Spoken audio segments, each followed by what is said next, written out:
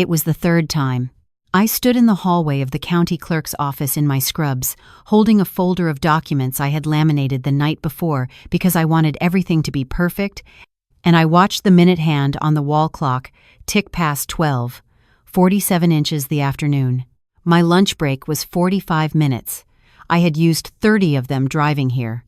I had 7 minutes left before I needed to be back at the hospital, and my boyfriend was not here. He was not answering his phone, either. I called again. 4 rings, voicemail. His voice, smooth and unbothered, telling me to leave a message and he'd get back to me when he could. I didn't leave a message. There was nothing left to say that I hadn't already said twice before, once 14 months ago in this exact building, and once 8 months ago outside a different courthouse 2 towns over when he'd suggested we try somewhere with better parking. He had stood me up both times. The first time, he said his business meeting ran long. The second time, he said he got the date wrong. He was so convincing both times that I believed him, or maybe I just wanted to believe him badly enough that I convinced myself. This was the third time.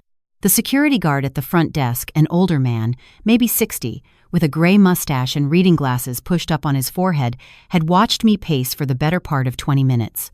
I could feel his eyes on me with that particular kind of sympathy that feels worse than indifference. He'd seen me here before. I realized that with a wave of embarrassment so strong I nearly walked out right then. He cleared his throat gently. "Ma'am, you've been waiting a while." "I'm fine," I said, "because that's what we say." "Your appointment slot passed about 10 minutes ago." He said it kindly, not unkindly. "You'd have to reschedule." I nodded. I already knew. I just couldn't make my feet move toward the exit.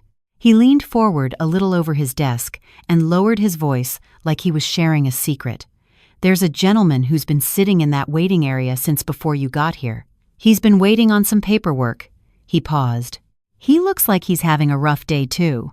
I glanced toward the row of plastic chairs against the wall. A man sat alone at the far end, elbows on his knees, staring at the floor. He was wearing a gray button-down shirt, sleeves rolled to the elbows. He had a manila envelope on the seat beside him, and he hadn't touched it since I'd arrived. "I'm not really in a position to," I started. The guard smiled under his mustache. "I didn't say anything, ma'am. Just making an observation." He went back to his paperwork. I stood there for another moment. Then I did something I still can't fully explain. Maybe it was 32 months of waiting. Maybe it was the fact that I was 38 years old, standing in a government building in my hospital scrubs, holding a laminated folder for a marriage that was never going to happen. Maybe it was just that his voicemail played one too many times in my head. I walked over and sat down, 2 chairs away from the man in the gray shirt. He didn't look up right away. When he did, I saw that his eyes were red-rimmed, the way eyes get not from crying, but from the effort of not crying for a very long time. "Rough day?"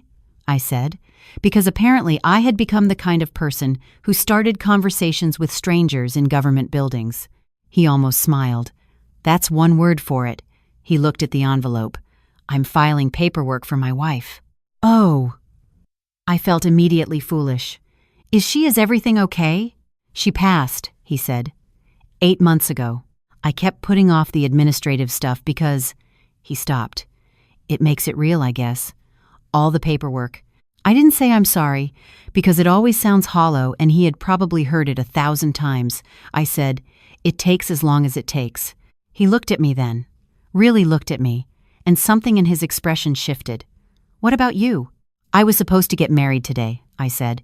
Again. For the third time, he didn't show. He was quiet for a moment. "Third time today or third attempt total?" "Third attempt total." He let out a slow breath. Not a laugh, something more like recognition. "I'm sorry." "Don't be. You didn't stand me up." I stood and straightened my folder. "I have to get back to work. I'm a nurse." He nodded. I turned to leave. I was almost at the door when he called after me. "I'm Marcus, by the way." I looked back. "Naomi." He held up the manila envelope slightly, like a small acknowledgement of shared misery. I pushed through the door and walked back to my car and sat in the driver's seat for 60 seconds before I allowed myself to cry. Then I wiped my face, drove back to the hospital, and spent the next 6 hours taking care of other people's emergencies, which was the one thing I was genuinely good at. My boyfriend called at 9:47 that night.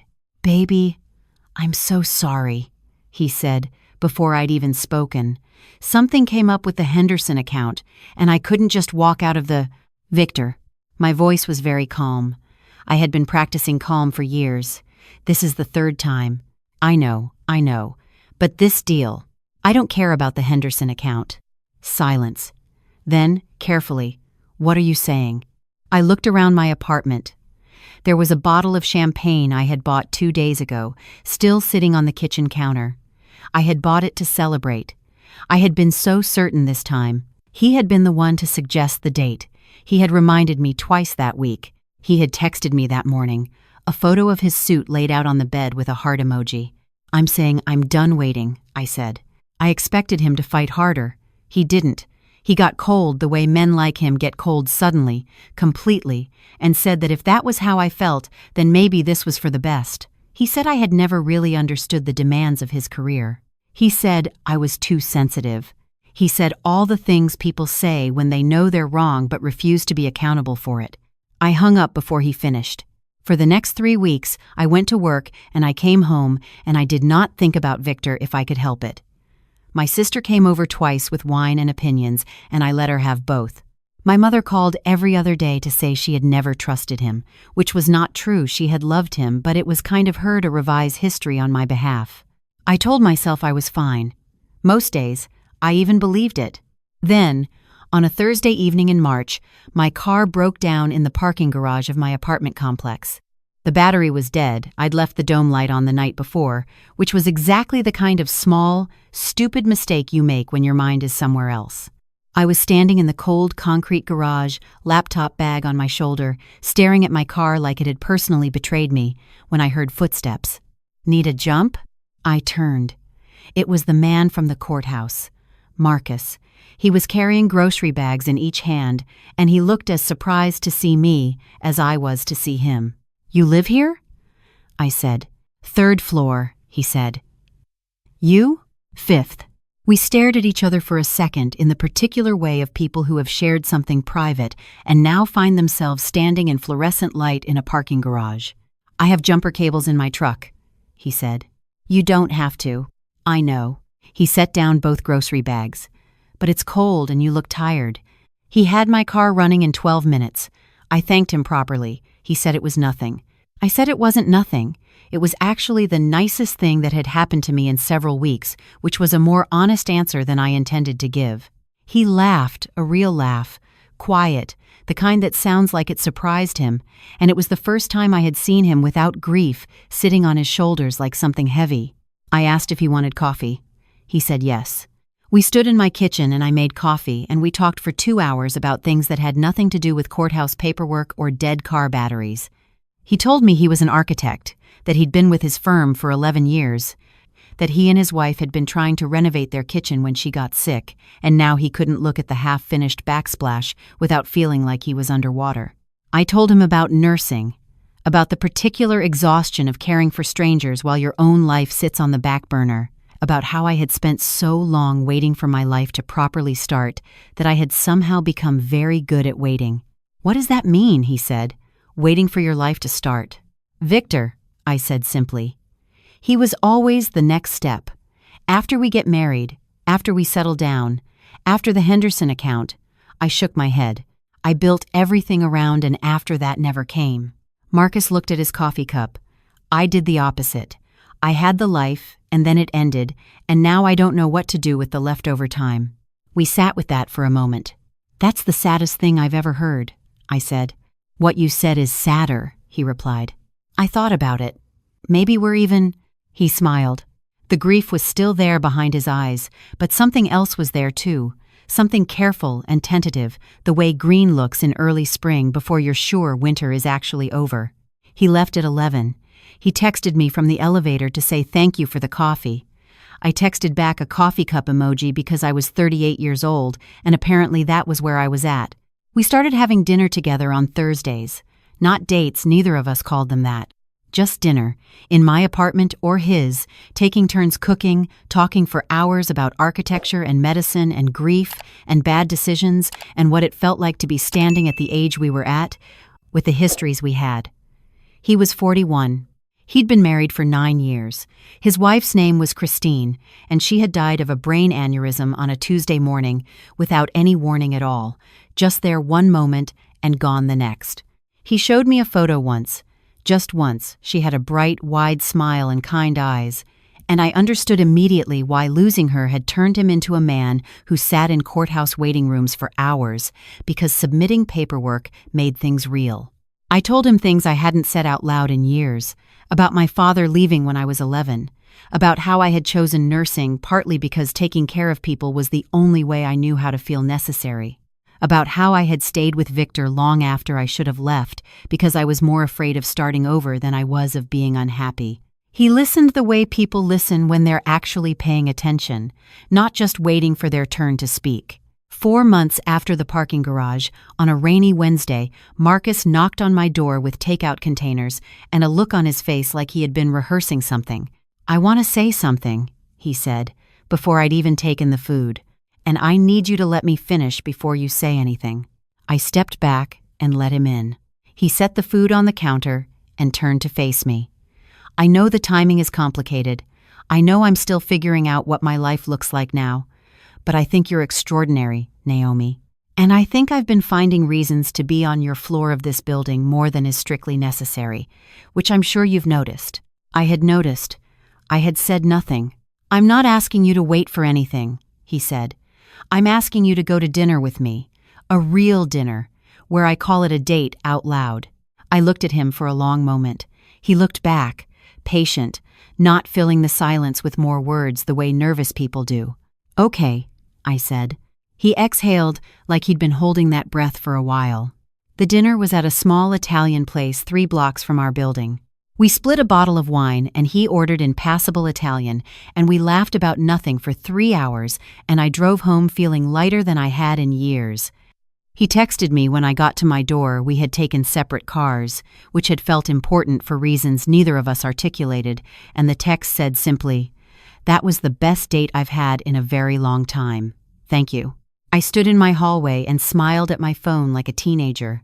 That was when Victor reappeared. He showed up at the hospital on a Tuesday, which was the most Victor thing he had ever done, choosing a location where I couldn't easily walk away, where I was in my professional environment and felt obligated to be civil. He was standing at the nurse's station with flowers, the expensive kind, arranged in a way that suggested he'd paid someone else to choose them. My colleague nudged me. "Someone's waiting for you." I walked over. Victor smiled at me with the confidence of a man who has never once been refused anything he decided he wanted. "I've been doing a lot of thinking," he said. "Victor, just hear me out." He held up the flowers like a shield. "I know I let you down, all 3 times. I know that." He lowered his voice. "But I've been miserable without you, Naomi.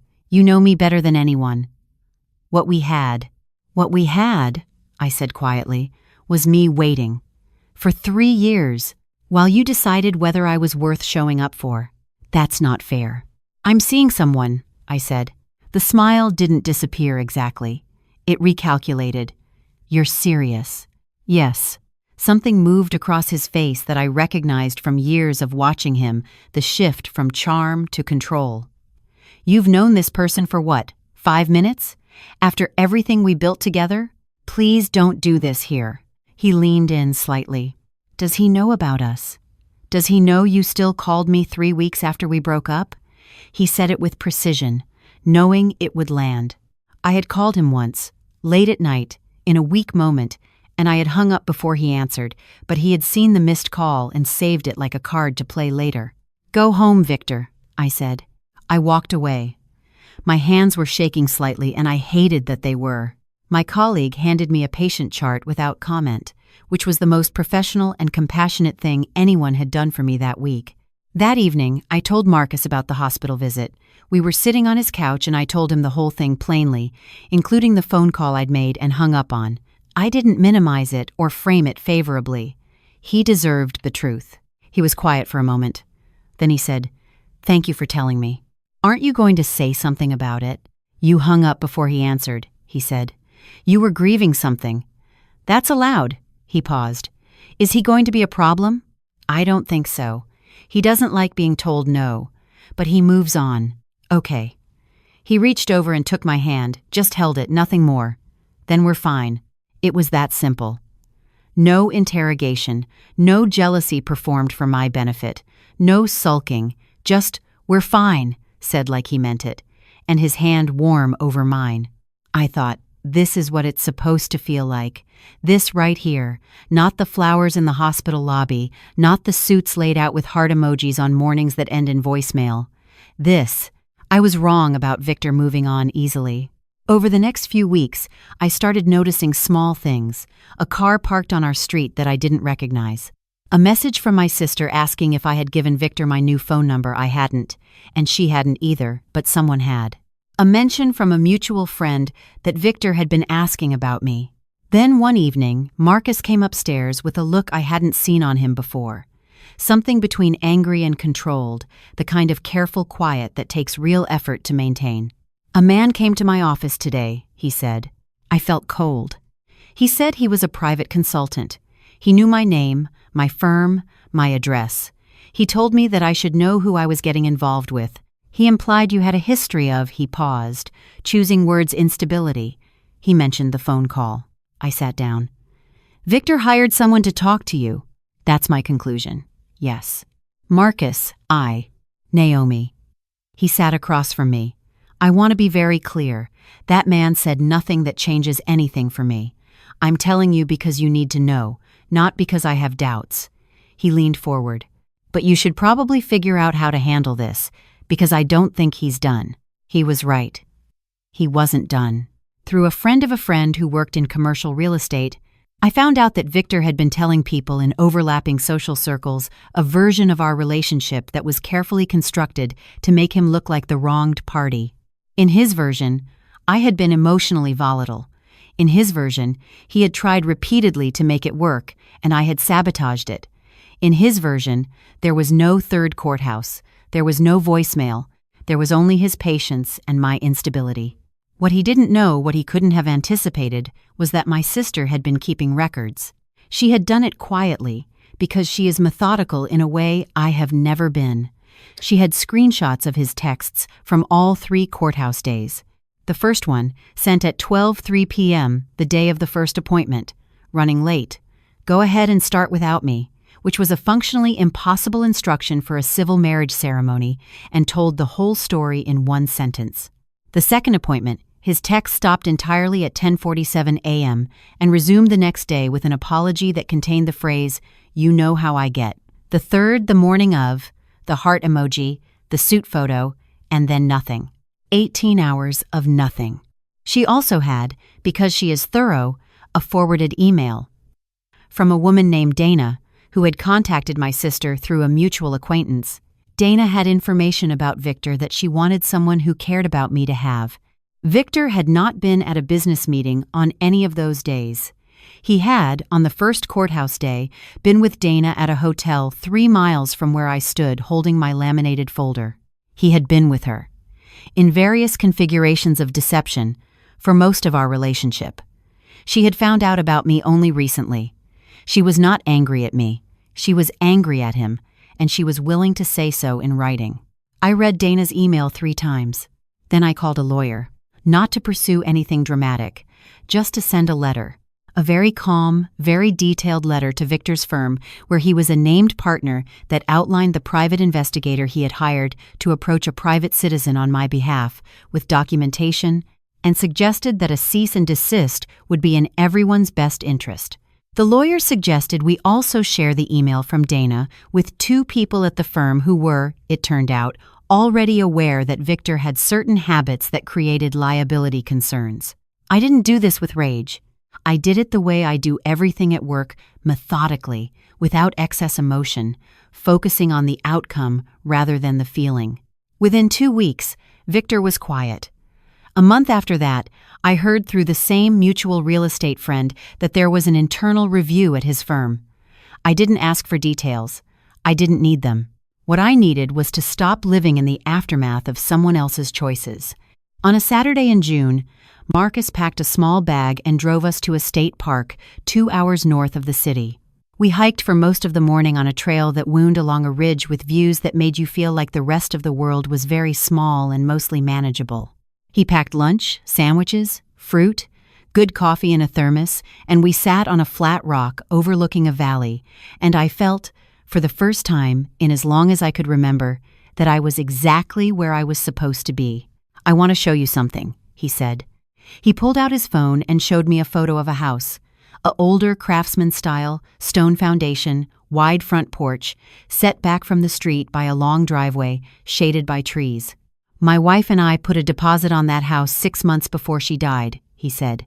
"We were going to fix it up ourselves. I've been paying carrying costs on it for 8 months and not going inside." I looked at the photo. It was beautiful. It was also clearly full of something unfinished. "What are you going to do with it?" I said. He took the phone back, looked at the photo himself. "I'm going to stop being afraid of it," he said. "I thought if you wanted, you might come see it with me. Not to do anything, just to see it." "Yes," I said. We went the following Saturday. He unlocked the front door, and we stood in the entry hall, and he was quiet for a while, and I didn't say anything, because some silences are not meant to be filled. He walked through each room slowly.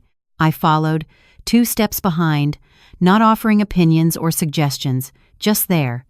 In the kitchen, there was a half-finished tile backsplash, exactly as he'd described. He stood in front of it for a long time. Then he turned around and looked at me with clear eyes, clearer than I had ever seen them. "Okay," he said quietly, to himself, I think, more than to me. "Okay." We drove back and stopped for dinner at a diner near the highway, the bright overhead lights and laminated menus the kind of place where nobody is performing anything for anybody else. We ate breakfast food at 7 in the evening, and he told me about Christine, really told me, the good things, the funny things, the way she laughed too loudly at her own jokes and kept spreadsheets for everything, and once drove 4 hours to surprise him at a work conference and then had to sleep in his rental car because the hotel was full. He talked about her like she was a person, not a wound. I understood the difference. "She would think it was hilarious," he said, "that I met you at the courthouse." "What would she think about me?" I asked. He considered this with genuine care. "She'd ask you about 30 direct questions in the first 10 minutes. She'd decide within an hour whether she trusted you. And if she did, she'd be fiercely loyal to you for life." "Do you trust me?" I said. "Yes," he said, "I do." We got married 11 months later, not at a courthouse. Not at a venue with a deposit and a seating chart and a dress chosen for the wrong reasons. We got married in the back garden of the Craftsman house, which Marcus had spent 4 months renovating. The backsplash was finished, the floors refinished, the front porch repainted a deep green that looked like summer even in winter. My sister officiated. She had gotten certified specifically for the occasion and had written a ceremony that made 3 separate people cry, including Marcus, who did not try to hide it. My mother wore the jewelry she had been saving for my wedding for 9 years. She put it on without being asked because she knew this was finally the right time. The security guard from the county clerk's office, Gerald, which I had learned because I had gone back to the clerk's office specifically to find out, received a piece of cake via my sister, who delivered it to him on her lunch break the following Monday with a handwritten note that said simply, "Thank you for the observation." My sister told me he put the note on his desk. Marcus and I moved into the Craftsman house that fall. There is a guest room for my sister when she visits, a reading nook at the top of the stairs that I claimed immediately, a backyard with 2 apple trees that were already old when we got here. In the kitchen, the backsplash is finished. It is exactly right. On the mornings when I drive to the hospital and Marcus is still standing at the kitchen counter with his coffee, he looks up when I grab my keys and says, "Be careful," without being asked, and I say "you too" without it sounding like a habit. It sounds like what it is. 2 people who chose each other on purpose, without desperation, without ultimatums, without laminated folders held in a fluorescent hallway while the clock ticked past their lunch break. I am 40 years old. I spent a long time waiting for my life to start. I know now that it was already happening the whole time in the courthouse, in the parking garage, in my kitchen, with 2 cups of coffee and enough honesty to fill the space between 2 people without leaving anything out. The only thing I would tell myself, Standing in that hallway with the clock at 12:47 and my phone going to voicemail for the fourth time, the only thing I would say is this: put the folder down, walk over, sit down 2 chairs away. Sometimes the waiting is the last thing you have to do.